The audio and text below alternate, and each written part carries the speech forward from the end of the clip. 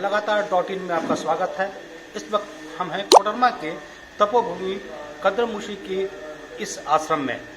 यह आश्रम कोडरमा ही नहीं बल्कि पूरे झारखंड में एक गौरव का विषय है।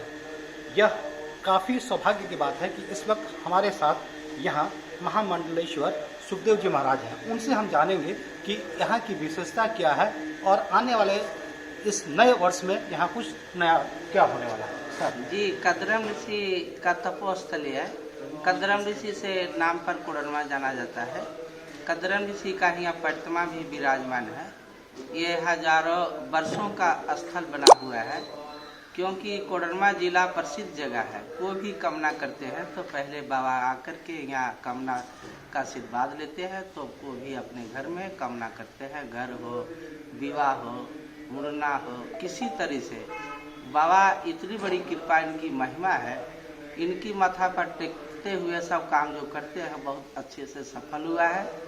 और ये महामारी, ये बाबा से हम लोग आशीर्वाद सभी भक्तों को दिलाए थे कि कोडरमा झारखंड पूरी विश्व शांति हो। उसकी कामना के लिए अभी 24 घंटा के राम का दिन हो रहा है। अखंड रामचरितमानस का हो रहा है। शांति और मंगल की कामना हम लोग कर रहे हैं।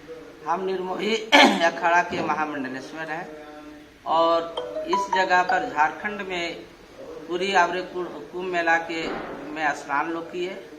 पूरा कुंभ के बारे में सभी भक्तों का जानकारी हुआ है। सब भक्तों का जानकारी पूरा नहीं था कुंभ की महत्व का। ये महत्व कुंभ मेला की पूरी महत्व हो गया है। 2021 में फिर हरिद्वार का कुंभ लग रहा है।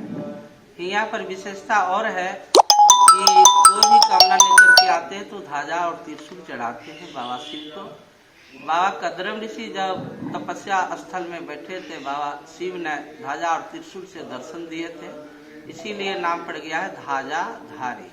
ध्वजा और त्रिशूल की कामना है। कोई भी यहाँ कामना रखते हैं कि बाबा हमारी पूर्ण हो जाए, हम ध्वजा और त्रिशूल चढ़ाएंगे। और विवाह और शादी जो होता है, यहाँ पर गौ सेवा होता है और साधु संत का सेवा होता है। आने जाने के कोई अभी साधन नहीं बना हुआ है।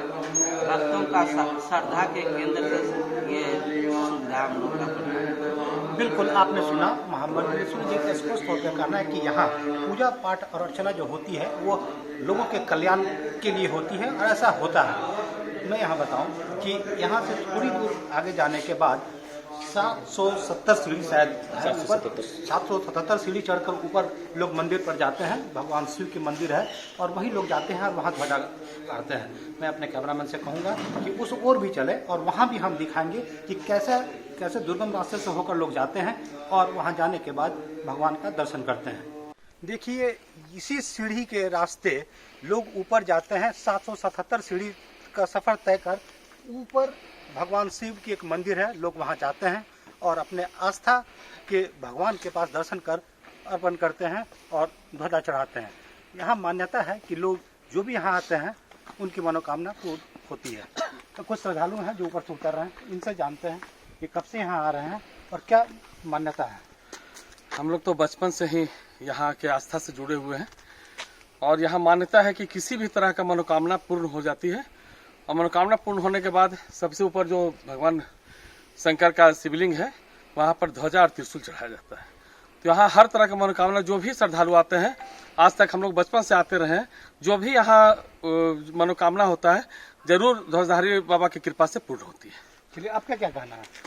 हम भी यहाँ बचपन से आस्था से जुड़े हुए हैं, धाधारी धाम से जुड़े हुए हैं। जब से सुखदेव दास जी महाराज यहाँ पर गद्दी संभाले हैं, यहाँ ये आश्रम का बहुत विकास हुआ है उनके कर्मों द्वारा।